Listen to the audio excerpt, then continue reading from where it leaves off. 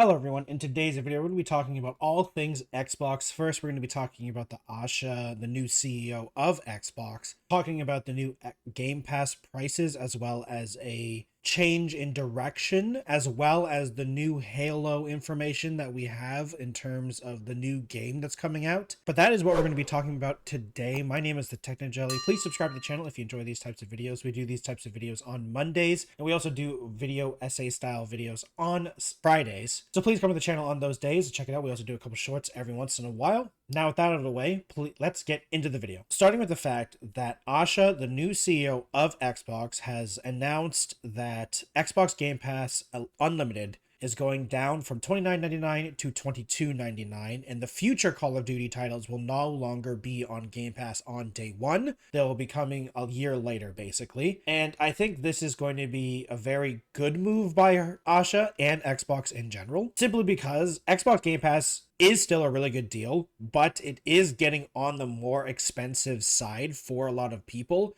And I have to admit it, and I'm glad they are admitting it as well, putting Call of Duty on Game Pass was a bad idea because people will just buy Call of Duty, and now people didn't buy Call of Duty. They lost sales on Call of Duty with Xbox Game Pass, and the Call of Duty audience isn't the Game Pass audience. They just didn't really do anything. They kind of just lost sales. It also helps that Call of Duty has been definitely on the downhill for the last couple years at this point, but it being on Game Pass definitely didn't help. So it does make sense to lower the price of Game Pass and lower the price. So it does make sense to lower the price of Game Pass and remove Call of Duty from it, because that's one of the reasons they upped the price, because of the Call of Duty games going on to Game Pass. But now it basically goes back to what it was. It's still slightly more expensive than it used to be, but Xbox Game Pass is once again still one of the better deals in gaming. And with all the news about how they are trying to go back to Xbox with more announcements on the Xbox Wire website, they had a whole spiel and the whole message sent to all Xbox employees globally. But just before we get into this, the one interesting thing that we did see is that Microsoft changed the name of Xbox internally to Microsoft Gaming, and now they have changed it back to Xbox, which, to be fair, is a surface level change, but it does show that they are trying to get Xbox back into the ecosystem. They want Xbox to be a thing people talk about rather than Microsoft Gaming. They want Xbox to be the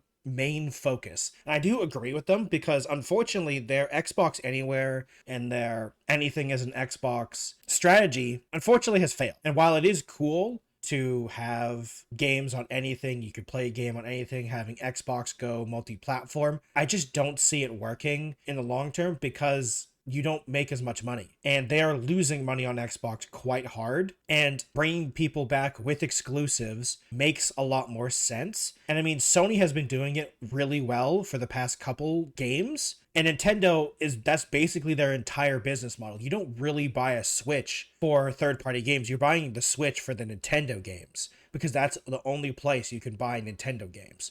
And similar for PlayStation. Like, PlayStation has a really good set of exclusives. Now, to be fair, they've thrown away a lot of that goodwill that they've earned because of all the terrible live service games they keep making and continue making, unfortunately. But Xbox doesn't even have that goodwill to throw right now. Basically, unless you're Obsidian, Xbox really hasn't released that many games. They do have some on the table that are coming soon, like the Fable game. Forza Horizon is this year as well, and we know there's a Halo game in the works, but we just know nothing about it. We'll be talking about that soon. So the refocus on Xbox makes sense, and they outlined this in their Xbox Wire email, basically, to all the Xbox team. And they're going for 4 priorities: hardware, content, experience, and services, which on the surface makes sense. Hardware, stabilizing the Gen Z9 health and high quality base. Delivering Project Helix, which is the next Xbox, if you didn't know, to lead in performance and play your console and PC games, lead in comfortable, personal, high-performance accessories, and building a strong ecosystem that expands choice and reach. Now, that makes a lot of sense.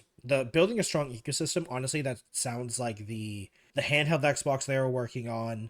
And to be fair to Xbox, the one thing that they still do very well is accessories, because I mean Xbox controllers are still one of the better controllers. People can argue like what is the best controller, but the Xbox side of controllers, the Microsoft side of controllers are always still good. I mean, I still use my wireless Xbox controller that was from the 360 era. Like it's 13 years old basically now, and it's still usable.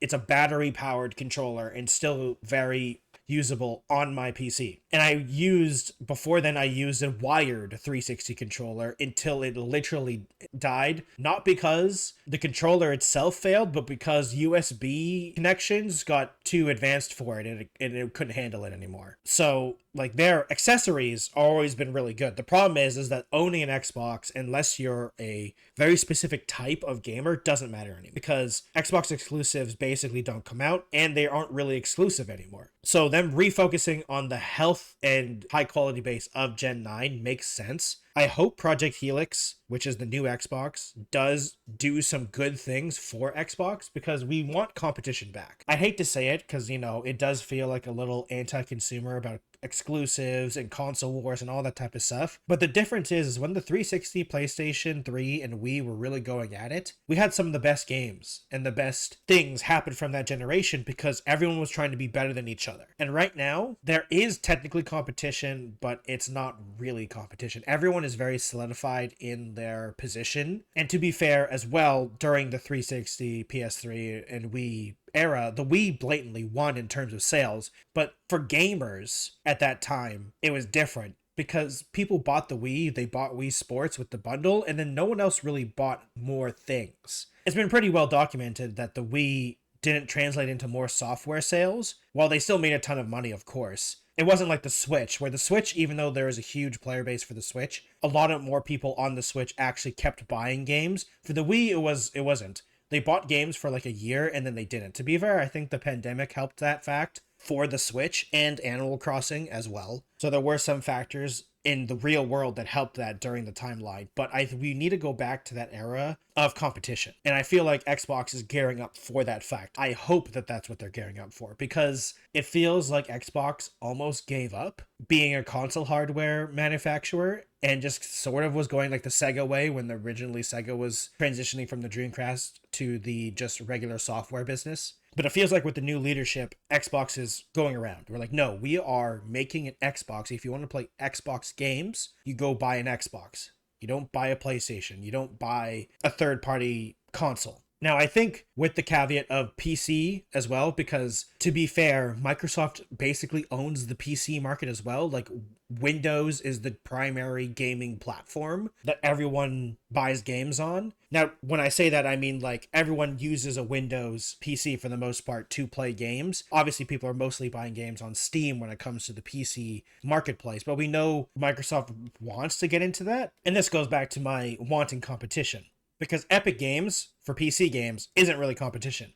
Microsoft could be competition. Now, to be fair, they've tried and failed really hard before, but hopefully with the newer leadership, they actually just learn some lessons and be like, okay, we just need to make a better product and not be terrible. The Xbox app, while bad, I think, is getting better. So that's something. But hopefully them getting better on the hardware side with Xbox will also help them be better on the PC side. That might be a little hopium from me. The main thing is to get them better on just the consoles. The content side of grow and extend an enduring portfolio of franchises player loves, this is the big one. Because sure, you could be an Xbox fan still, but there isn't a lot of games exclusively for Xbox that you really want. The Halo franchise is almost a dead franchise. The Gears of War franchise is almost a dead franchise. Basically, it's the racing games, like Forza Horizon for Xbox, and that's basically it. I mean, Sea of Thieves was a big hit, true, in Xbox, but for the most part, the stable Xbox games aren't really there anymore. So they need to revitalize Halo, Gears of War, and others to actually like get back some of the gaming audience. And honestly, I feel like the new Fable game that's coming out, hopefully that'll win some people over as well, because that's exclusively for Xbox. So hopefully that brings people back, and let's get some games for gamers. Now, they don't have to be knockout park 10 out of 10 games, but people need to realize that buying an Xbox isn't just getting Xbox Game Pass. Because that's what it is for a lot of people. Xbox is an Xbox Game Pass machine. And for some people, that's fine. And for Xbox, that can be fine. But the problem is there is no other people that also buy games. You need to have both people. And right now, the one side isn't being served. Involving our 3P partnerships and strengthening our 5-year slate. Now, this is something that's more of a PR statement thing. I mean, all of this is a PR statement, but like this is, yeah, of course, you have to make sure the third parties are happy and strengthen the 5-year slate with them and having the 5-year plan. That makes sense with Project Helix coming out soon, or predicted to be coming out either next year or the year after. They'll probably be sending out the developer consoles to the developers and all that type of stuff. And this also goes into their expanding into China and emerging markets and mobile first audiences. This is just something that I think most game companies should be doing because China is a huge audience. The emerging markets, like a lot of the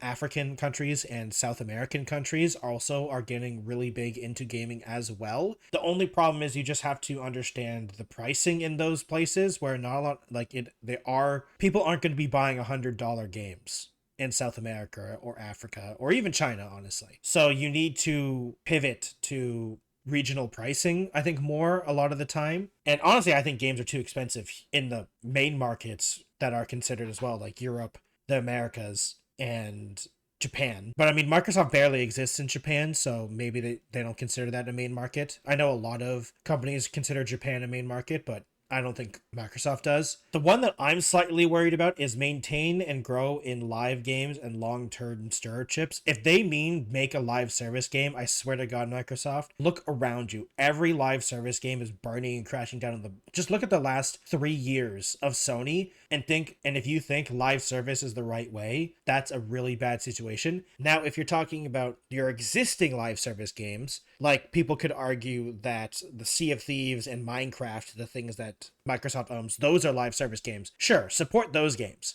Like, I'm not telling you not to support Minecraft because it's a live service game nowadays, or people think of it as a live service game. And technically it is. But don't make a new one, please, Microsoft. Like, you already tried that with Halo, and when you can't even do it with Halo, it's just not even worth it. Like, just make good games. Don't worry about the live service. Because if you make good games, people will buy them. It's been proven over and over and over again. Also, just don't take 10 years to make a game. And then they talk about elevating the creator-centric platforms like Minecraft, Elder Scrolls, and Sea of Thieves. I actually forgot that they own Elder Scrolls because they now own Bethesda as well. So, I mean, the Elder Scrolls does make sense. It's going to take a long time for the next Elder Scrolls game, though. So, I don't like, Elder Scrolls 6 isn't coming out until, like, 2030s, probably. So, who knows what they mean by that. Now, when we go to the experiences, fix the fundamentals for players and partnerships, that makes sense. But I mean, Microsoft's brand has been so damaged this generation that it makes sense. Because no one trusts Xbox. Everyone thought Xbox was leaving, basically. I'm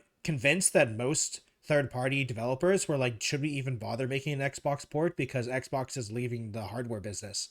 And they kind of need to ramp it up and say, no, we are not leaving, we're here to stay. Which makes sense because, like, if you want to stay, you need to make sure people want to stay. Which goes into the other 2 points of making Xbox the best place for developers and creators to build and grow, overhaul discovery, customization, social, and personalize to connect to the community. The problem is the community barely exists right now. Now, when I say barely exists, of course, there are millions of people that own an Xbox. But are there millions of people that own an Xbox that still use it day to play video games and that exist in the ecosystem? Are those people just Xbox Game Pass people, or are those people looking at the store, buying video games, buying Xbox controllers, buying the accessories, buying the DLCs, using microtransactions, all that type of stuff? Are they in the ecosystem? And I'm going to say no. They're not right now. And that's what they mean by personalizing connecting the community. Because the community, other than the hardcore Xbox fans, isn't there. The casual Xbox fans don't basically exist. They are Xbox Game Pass people. And those people aren't in the ecosystem. They're just giving you subscription service,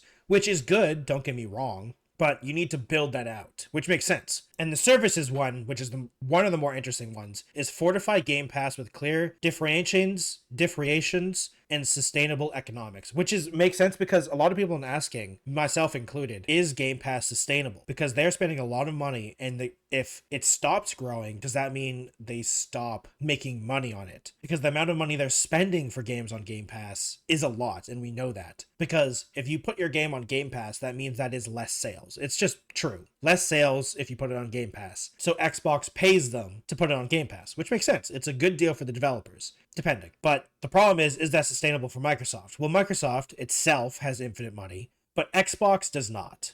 And obviously you can only run in the red for a while. And apparently they weren't running in the red for Game Pass, but there was some weird math happening to make sure that doesn't happen. So the real question is, we've heard some rumors about different Game Pass tiers or customizing Game Pass. Does that what they mean by differentiating the Game Pass subscriptions and sustainable economics? Because that would make sense. Like, if you want to buy everything, you get the $22 one, right? The $22.99 one. But if you only want first-party titles, you get a different one. If you only want indie games, you get this one. If you only want certain games in certain genres, you get this one. That might make more sense. And then more people might actually get Game Pass at a cheaper price because they only get the game genres that they want, or the parties they want. Like, if they had a first party Game Pass and a third party Game Pass, I think that would make a lot more sense. Or if the first party Game Pass was more expensive, obviously, because day one Game Pass first party titles make sense for those exclusive games, and the third party one is slightly cheaper, but it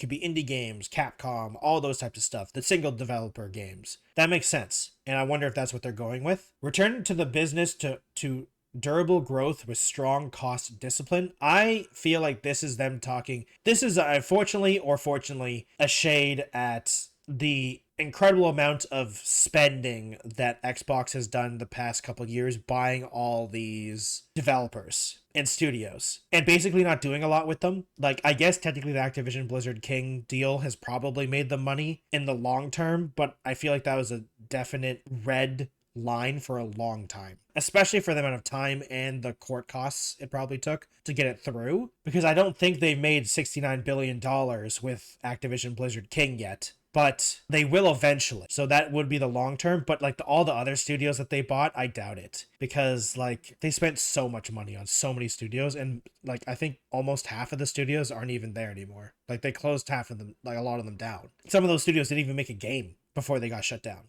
So it's really unfortunate. The only one that really thrived, I think, is Obsidian, because they actually released 3 games under Microsoft so far: Grounded, Outer Worlds 2, and Grounded 2. And there was another one that they also released another one, but I always forget the name of. It was a turn-based 2D game. They did release that one too. So they released 4 games actually. And they're working on another one. And unfortunately for Obsidian, those games weren't very high big sellers. Oh, and they also made Avowed. They made Avowed as well. So 5 games. And unfortunately, like I was saying before I remembered the 5th game, they're not crazy blockbuster sales. So they are kind of in the AA space, but potentially in the AAA budget, which is really unfortunate for Obsidian specifically, because I think all those games that they made are good games for what they were trying to do. The problem is, now that you're under the Xbox banner, I think people are expecting AAA games, not AA games, and that's what Obsidian has been making so far. So hopefully the next Obsidian game is going to be a true AAA experience with the AAA sales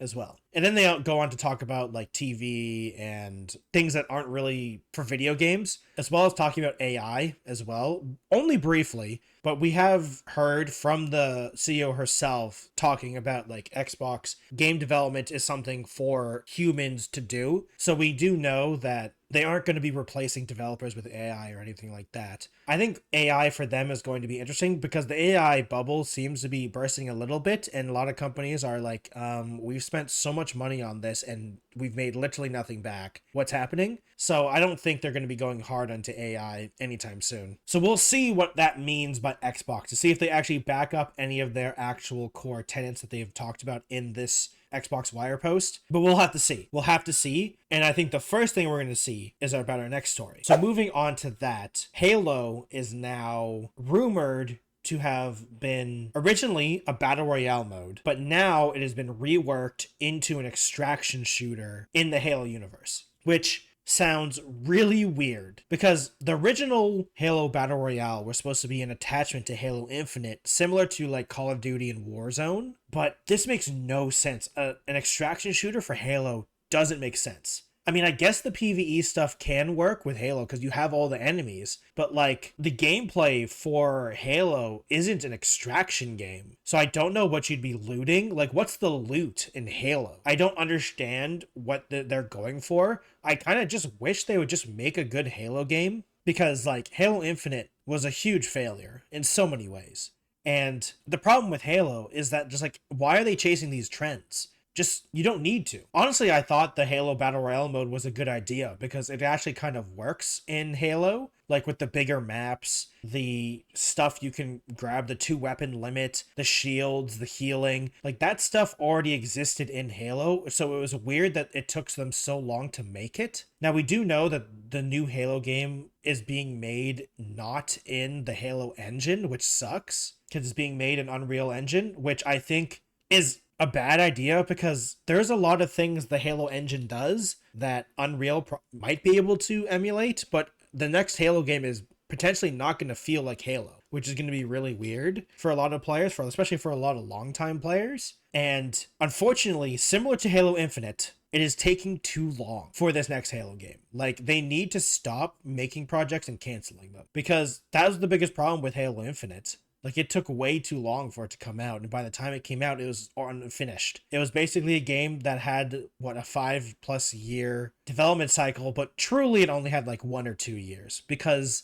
everything was scrapped before then, and they constantly had to redo it because of terrible management. And 343, whatever their name is now, is a dumb studio, and if they continue to do this, I don't know why Microsoft keeps letting them do this. Even though I am against people getting fired and stuff like that, I truly believe if whatever the next Halo project is, if it fails and or is a bad game, I'm not saying 343 or Halo Studios or whatever they're called now should be fired, you know? Let them continue to try. I'm fine with that. But let someone else also try. Letting other companies use the IP with some supervision, I don't think is a bad thing. Like, I understand. Halo is Microsoft's darling, but like Halo hasn't been good, and for a lot of people, Halo hasn't been good since arguably maybe Halo 3 or 4. People hated Halo 5. At least the Halo crowd did, because Halo 5 was basically Call of Duty but Halo. And then it took Halo Infinite. Halo Infinite technically was a good game on launch. The problem is it was a live service game with no live service, and it was a failure, and the single player was weak in a lot of ways. So at this point, I feel like you just kind of say, hey, maybe it's time for someone else to try it, especially if this new Halo game that is apparently an extraction shooter is going to work or not, because who knows what's happening with Halo at this point, because Halo Infinite came out technically in 2021 and basically sat there and did nothing forever. And since then, we've been waiting for the next Halo game because we knew they gave up on Halo Infinite 2 years in, basically. And so with them giving up, we thought it was going to be the Battle Royale mode that tries to kick it in. And then that got canceled, apparently, in 2022 or 2023. And then apparently now they've been working on this extraction shooter version, which to me sounds like a failure. It feels like a dead on arrival game, only because Halo doesn't sound like an extraction shooter to me. Like, Battle Royale, I could see, but extraction shooter, I don't know. But it's really sad looking at Halo, and I guess it says something that, you know, Master Chief Collection is, if you want to play good Halo games, you buy the Master Chief Collection. You don't buy any of the other Halos. Thank you everyone for watching today's video. I really appreciate it if you stuck around for the whole thing. Please subscribe to the channel if you haven't already. I do videos on Mondays and Fridays, as well as shorts content as well. If you'd like to support super directly, please go over to my Patreon at patreon.com/thetechnojelly. We do once a month a live stream that you can vote on, and we hang out and talk for a bit and play games and stuff, as well as join the credits going along your screen right now. If you'd like to support super directly, I have a code technojelly at poggers.shop linked in the description. You get 10% off of any of their energy drink, hydration drink, and sleep aid mixes, as well as their shaker cups, 10% off, linked in the description. And if you'd like to follow me on other platforms, I have a Twitch, Twitter, Instagram, TikTok, Blue Sky, and Threads, all at the Technojelly. Please click or tap my face right now for other videos, and I'll see you in those videos. Goodbye, everyone.